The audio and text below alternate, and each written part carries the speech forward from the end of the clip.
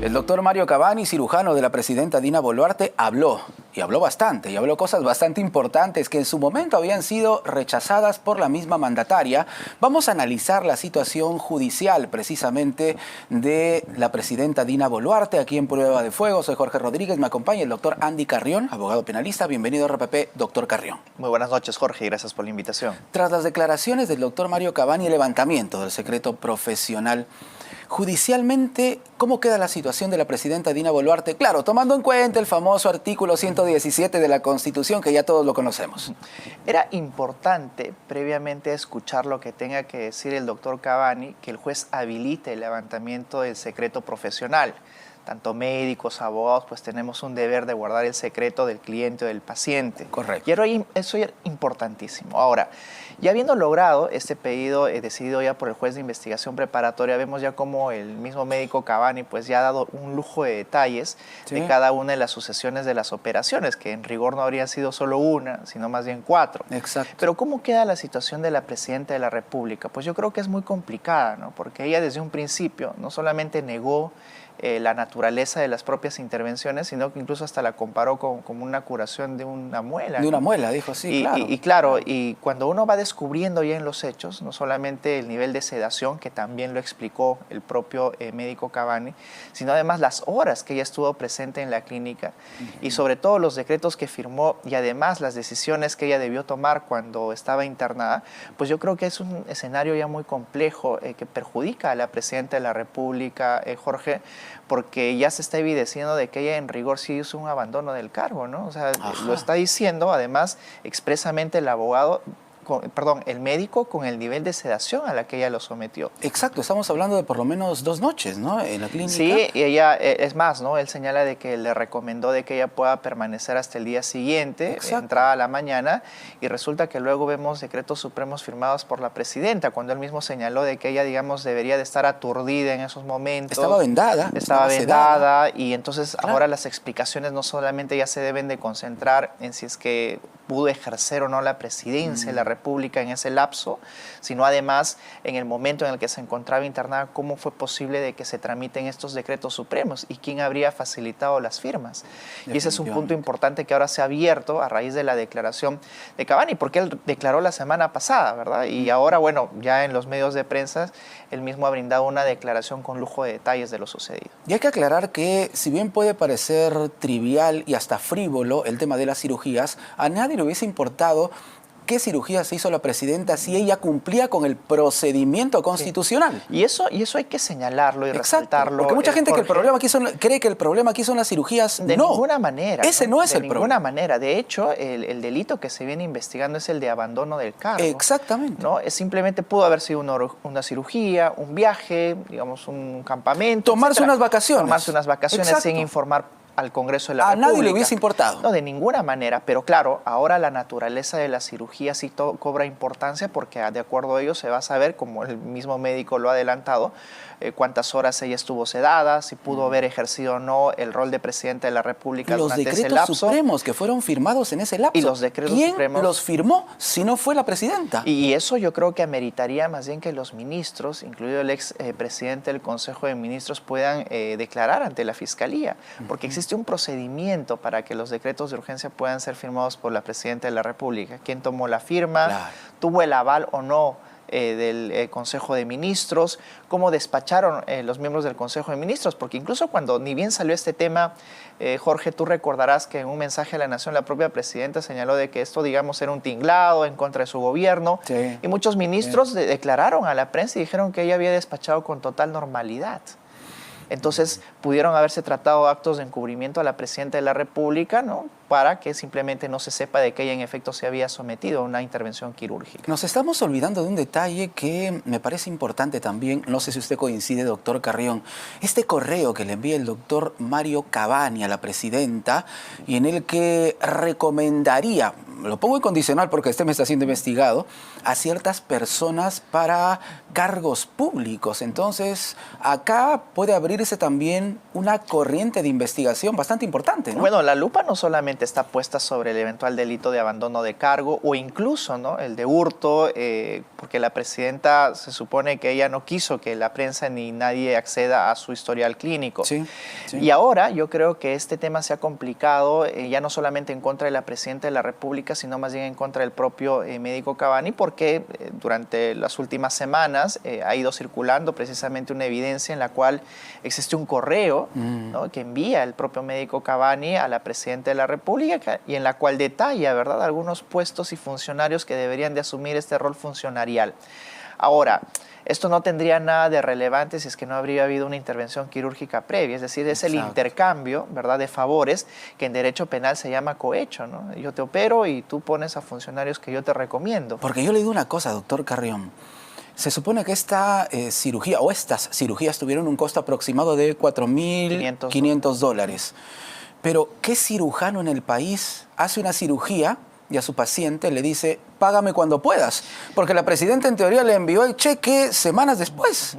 Y esa es otra de las preguntas que se debe de enlazar a este indicio que acabamos de comentar, ¿no? Uno de los indicios evidentes es el hecho de que no se haya cobrado al inicio precisamente de una intervención. Yo creo que la pregunta está formulada de manera correcta, Jorge. ¿Qué clínica te va a intervenir si siquiera no depositas una parte de los dineros? Exacto, te piden el dinero por adelantado, pero resulta que a la presidenta le dijeron, no, señora Boluarte, págueme usted cuando pueda. Claro, y ese es un punto importante que se enlaza precisamente al correo, ¿no? Es decir, no tendrá que ver, elaborando todavía la hipótesis investigativa de que más bien sí se trataba de un intercambio de favores y que, bueno, simplemente al verse ya descubierto, se exijo más bien de que en efecto me retribuya los honorarios de la intervención quirúrgica. Claro. Esto naturalmente está en manos de la Fiscalía. Ahora lo único que tiene que hacer el médico Cavani, tal como entiendo lo está haciendo y en la prensa también lo ha dicho de esa manera, es colaborar con la justicia.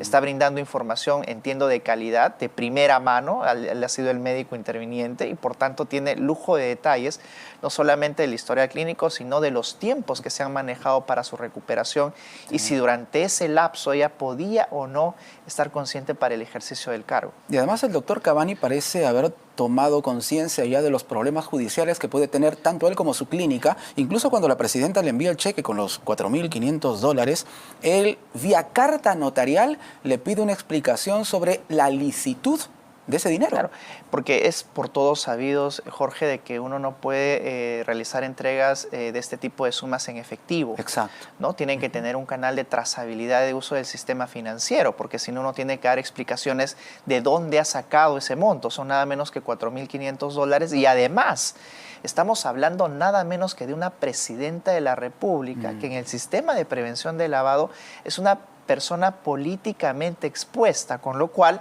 los niveles de debida diligencia para saber de dónde han sacado los dineros son siempre mayores, ¿no? Ella no puede ir, por ejemplo, el día de mañana a un banco y decir, toma, aquí tengo $2.000, porque el banco primero la identifica como una alta funcionaria y es por eso que incluso el banco tendría que exigirle algún tipo de explicación y firmar un acta, ¿verdad?, una declaración jurada de dónde ella está obteniendo los dineros. Exacto. Evidentemente, el médico Cavani, al saber de que el dinero en efectivo y seguro asesorado, pues le ha pedido explicaciones por carta notarial a la presidenta del origen de estos fondos. Yo creo que es correcto, porque la pregunta sería, ¿una presidenta de la República puede manejar esos dineros en efectivo? Es evidente que en estos casos se activan los niveles de prevención del delito de lavado de activos. Definitivamente. ¿Cuál es la situación legal del doctor Cavani en este momento? Bueno, por ahora lo que sabemos es de que está participando en estas investigaciones como testigo. Es testigo, entonces. Es testigo, Correcto. así ha sido citado. De hecho, la declaración que él ha brindado ha sido en esa calidad. Y como testigo tiene la obligación de decir toda la verdad. Claro, inicialmente esa no era la posibilidad porque él tenía que guardar el secreto profesional de la intervención propia a la que fue sometida la presidenta de la República, pero ya habilitada y levantada esa restricción por parte del juez, pues él tiene la obligación de brindar el lujo de detalles de lo que la Fiscalía está ahora mismo investigando. Situación distinta, Jorge, si él fuera investigado, porque un investigado, bueno, puede, si lo ve por conveniente, simplemente guardar silencio y no brindar ninguna información. Y yo creo que la técnica que está usando la Fiscalía es correcta, porque un testigo tiene mayores posibilidades de brindar información de calidad a la Fiscalía para afianzar su tesis investigativa. En algún momento verá la Fiscalía por conveniente incorporarlo como investigado. Veamos si él está colaborando ahora mismo con la justicia y está brindando toda esta información. Es poco probable de que ello suceda, pero todavía está en el aire esta hipótesis investigativa del cohecho, ¿verdad? Del eventual intercambio de favores. El correo y el eventual intercambio de favores. Claro que sí, que ahí sí podría haber una línea muy peligrosa en su contra. Doctor Carrión, y los ministros respaldaron así en filita, ¿no? El mensaje de la presidenta Dina Boluarte, decían, sí, claro, muy bien, presidenta, muy bien. Bueno, y resulta que ella nos habría mentido.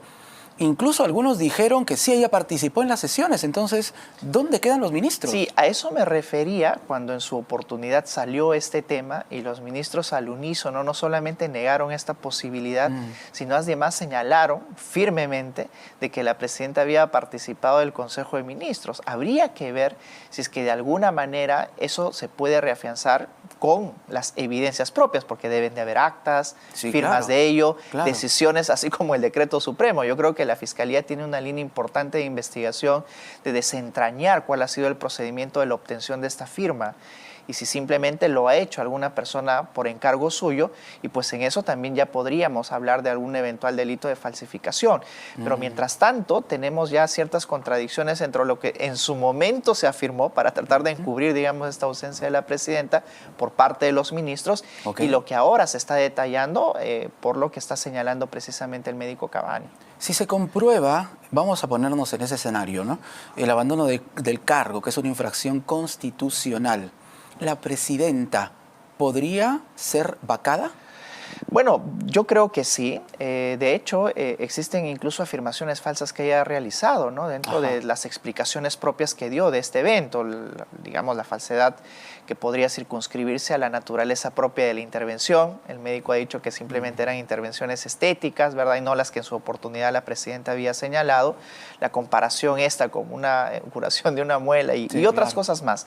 Sin embargo, está en manos del Congreso de la República poder asumir esta investigación y poder vacarla. Pero ya sabemos aquí, Jorge, de que existe un pacto implícito entre el Congreso de la República y la presidenta, ¿verdad? Y es poco probable, a pesar de las evidencias, que habiliten este procedimiento constitucional en el Congreso de la República. No lo han hecho con el tema de las protestas, a pesar de que sí, las acusaciones, desde mi perspectiva, tienen solidez, ¿no? Las protestas y las muertes que hubieron en su oportunidad, menos lo van a hacer con una intervención quirúrgica. Yo creo que has puntualizado bien, no se trata de la mera intervención. Se puede conocer el caso como las intervenciones estéticas, pero es si ella en efecto ha abandonado o no el cargo y si se vería por conveniente en base a ello imputar el delito de desobediencia a la autoridad o en su caso de simplemente no haber cumplido con su función de presidente.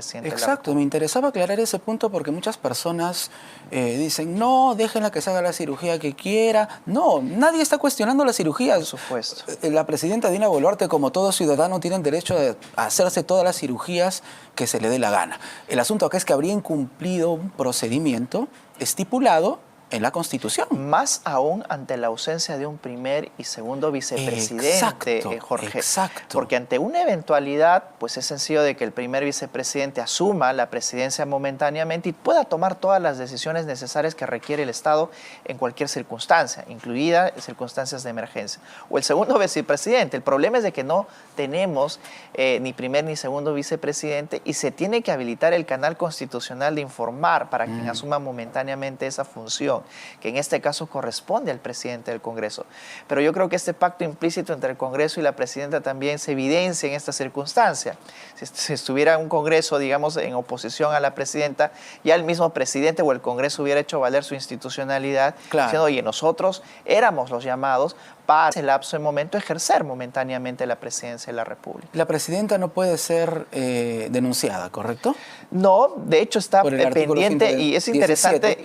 Que hay una demanda competencial. Y es interesante lo que estamos comentando, porque digamos, yo entiendo de que desde la perspectiva de la presidenta de la República están sus esperanzas puestas en lo que ya va a decidir el Tribunal Constitucional. Y si es que el Tribunal Constitucional decide, como apunta ya perspectivamente hacerlo, de que sí, en efecto, va a suspender las investigaciones en contra de la presidenta, yo creo que sería un gran salvavidas que le lancen desde el Tribunal Constitucional a la presidenta, porque el mismo médico Cavani está poniendo contra las cuerdas a la presidenta, es el médico tratante, y yo creo que sería la única posibilidad de que esta investigación se pueda paralizar. Pero aún así, si la Fiscalía decide seguir adelante, lo único que puede hacer es formular la denuncia constitucional ante el Congreso de la República, claro, pero ya podemos avisorar cómo ello va a terminar, ¿no? O bien lo encarpetan hasta que termine su gobierno, o simplemente van a decidir archivar el caso.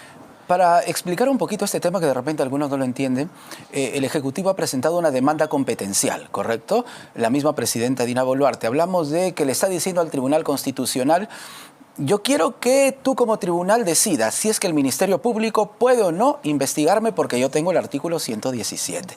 Si le da la razón el Tribunal Constitucional, doctor Carrión, todas las investigaciones se vienen abajo, hasta el final del mandato. Bueno, tendrían por lo menos que suspenderse, ¿no? Y tú lo has explicado muy bien. El problema es de que los últimos presidentes de la República, bueno, desde Vizcarra, pero más sentidamente Pedro Castillo, claro, han enfrentado una serie de investigaciones en el transcurso de su gobierno. Y evidentemente veíamos a Pedro Castillo más despachando con sus abogados que dedicándose a cuestiones de Estado. Creíamos que ahí terminaba todo, pero la presidenta de la República actual pues ha seguido también esa línea. Se le han ido abriendo carpeta tras carpeta. Y eso ha motivado a que este Ejecutivo presente ante el Tribunal Constitucional una demanda competencial para volver a la interpretación originaria, ¿verdad?, de hace 3 gobiernos, en los cuales a lo más se podía abrir una investigación, como hizo Zoraida Ábalos con Martín Vizcarra, pero suspenderla hasta que culmine el gobierno el periodo correspondiente, el Ejecutivo el periodo correspondiente. Y eso es lo que quiere ahora el Ejecutivo, ¿no? El Ejecutivo quiere que no bombardeen de investigaciones a la Presidenta de la República y que simplemente se habiliten una vez deje el gobierno.